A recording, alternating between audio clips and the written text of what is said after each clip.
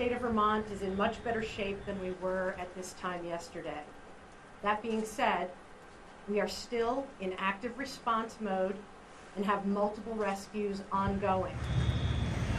An update Wednesday on what Vermont officials are describing as historic and catastrophic flooding swamping the state. Something that's led to more than 200 rescues since Sunday. Satellite images show dramatic before and after images. And while people in the U.S. Northeast are getting a break from the downpours, the region could see more significant rainfall starting Thursday. More flooding is a very real possibility. And now forecasters are warning of extreme heat that's set to impact the south central and southeast U.S. over the next week, with highs reaching or exceeding about 43 degrees Celsius in those hot spots. Overseas, extreme weather slamming regions like northern India. Recent torrential rain triggering severe landslides and flash flooding, leaving dozens dead. Southern Japan picking up from unusually heavy rain that's also led to fatalities. New images out of China show extreme flooding there this week.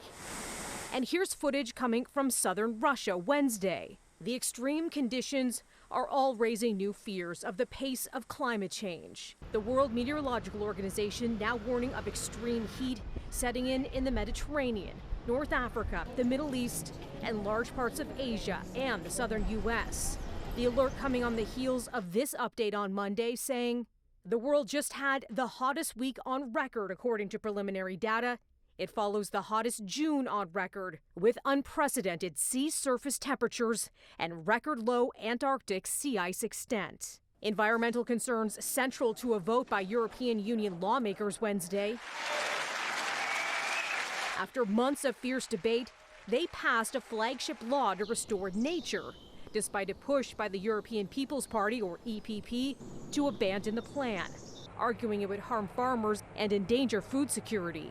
Our rivers are dying, our forests are sick, our nature is in deep crisis.